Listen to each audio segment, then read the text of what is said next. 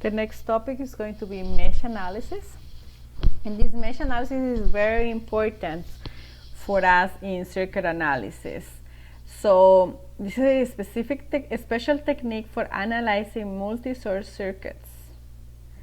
Yes, we learned superposition that also analyzes multi-source circuits, but mesh is primarily used when we don't have a clear series parallel combination circuit for the sources. So there is no other way we can solve this kind of circuits, but rather by doing mesh analysis. So what is the requirements for us to apply this technique? All sources have to be voltage sources. So we have learned that a circuit can have current sources or voltage sources. In order for us to do mesh analysis, is only and only we could change the voltage, the current sources into voltage sources. Okay, that is how we can do it. A circuit is not series nor in parallel, so we don't really know how to solve this circuit if we don't use this or the next technique, which is going to be nodal analysis. So we have to run into this. This is like, for sure we can solve it. It is tedious, time consuming and confusing, but we have to be very detailed, organized and consistent in order for mesh analysis to work. The way we do it is we are going to write KVLs, Kirchhoff's voltage law, around 2 or more loops and solve for resulting equations simultaneously. So we are going to result with different unknowns. We are going to write as many loops as unknowns we have. So if we end up with 2 equations from the 2 loops that we do initially, but we have 3 unknowns, we have to write another equation, because a system of equations says that number of equations have to be equal to the number of unknowns. So that's how we are going to determine. For this example, for the test, I'll probably give you a system of 2 unknowns, 2 equations, so you can solve it. If I give you a 3 equation system, I'll probably just ask you to write down the equations from it.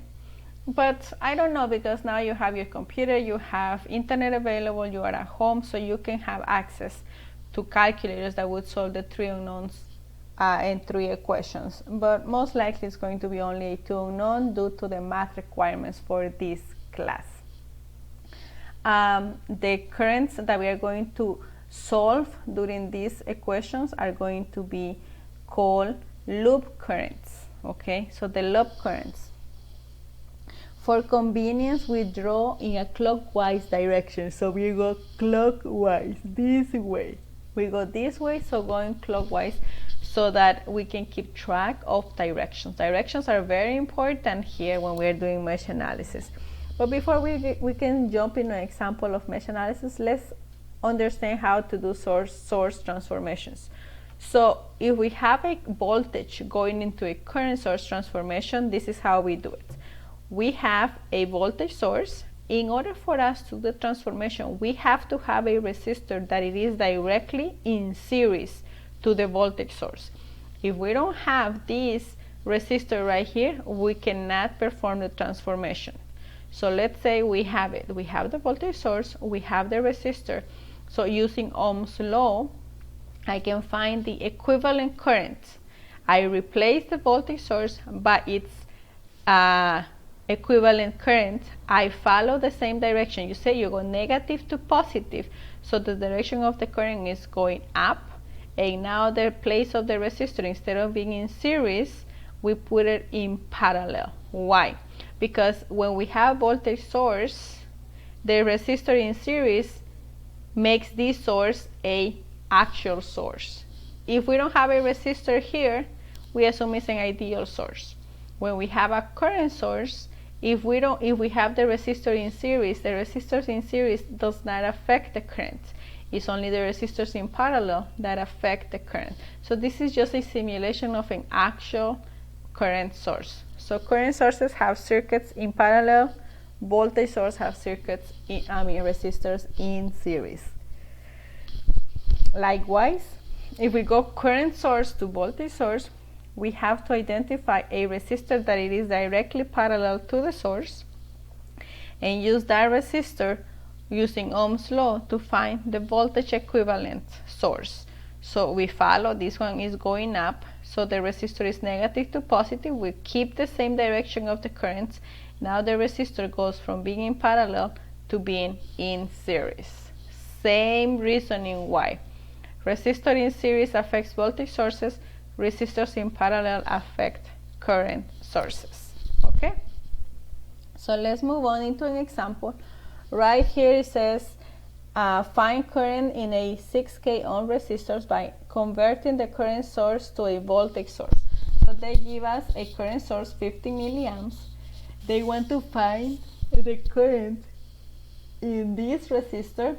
Here it will be easier just to do a current divider at this point, right? But the instruction is to find the current using a converting the current source to a voltage source. So please, during the test, follow the instructions. Just because it's easy to find it here doesn't mean that's how you do it. Follow the instructions to make sure you give me what I'm asking you to do. So since I'm interested in the 6K, I'm now going to transform this current. I'm going to use the 3K, okay? I'm going to leave this. Remember, we never touch, we never transform the section of the circuit that we are interested in. So they both are in parallel to the source, so I'm going to flip them. So now the 3K becomes closer to the source, so that's the one that I'm going to use for the transformation. So I'm going to have the 45 is the equivalent. We multiply 15 milli times 3K, I get 45 volts. That resistor, instead of being in parallel, now becomes in series. Then I insert back the resistor that I'm interested. The way I'm going to find the current across here is going to be finding the R total, which is just adding that resistor by that resistor, gives me 9K. Now I can find my I source, which is 45 divided by my R total, which is 5 milliamps. So 5 milliamps, it's equivalent to whatever resistor, to the current going through this and to the current going through that. Why? Because the resulting circuit, it is a series circuit. And what we know in a series circuit is that the current is constant. So the current of the 5 milliamp is the current that goes across the 3K and also the 6K. Okay? So that's how we solve circuits using voltage transformation. Sometimes it is helpful to transform, sometimes it makes it worse. We have to decide what is it that we are gaining by making the transformation. And this can only happen and come to you as you do more and more problems, more and more circuit analysis, okay? So now let's hear an example for the mesh. Now that we learn how to do voltage transformation, source transformation. This is a circuit. They are giving us a two-source voltage source circuit. So they are already in voltage source, so we don't have to transform. We keep it as is. And now I have to write the loops for me to find the currents, okay? There is no other way you can transform. You can solve this circuit if you were not going to do it with the mesh analysis, because how will you know what is the equivalent circuit, the equivalent voltage here? What is the R total? This resistor right here is not in series, not in parallel with either one of these two resistors. So the 4 ohm is not in series, not in parallel with the 6 ohm. The 4 ohm is not in series, not in parallel with the 2 ohm. So right here, I'm going to write a loop. I'm going to call this side loop 1. I'm going to call this side loop 2. So I'm going to go clockwise. So you look at the arrows. I'm going this way. This is loop 1, so I'm going to call this I1. This is loop 2, so I'm going to call this I2. So I'm going to start with a point. Let's say I start right here. and everything has to be, I'm writing KVLs. So KVL means writing voltages. I'm going to write everything in terms of voltages. So I go here. I'm going to start here, going clockwise. So here is negative 16. So I have my first loop starts with negative 16. So I'm going to put the negative 16 on this end, becomes positive because it's equals to. So it was negative on this end. When I move it to the other side, it becomes positive. Then I go here. This is going to be the voltage drop across this resistor is going to be the resistor times the current. So the resistor is 2, the current is I1. So that's why I have 2 I1. This is for V1. Now I'm coming here. I'm coming this way. For this way, I have the voltage drop across the 4 ohm resistor. For here, it gets confusing. It gets a little bit more complicated because here I have the resistance is 4.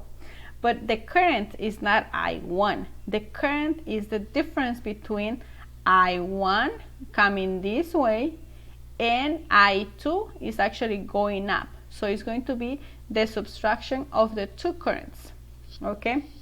So remember, here I'm assigning a clockwise direction to my loops because it is customary, because it's standardized that way. I might end up with negative values saying that actually the direction is not clockwise, maybe it's counterclockwise, but I don't need to know that right now.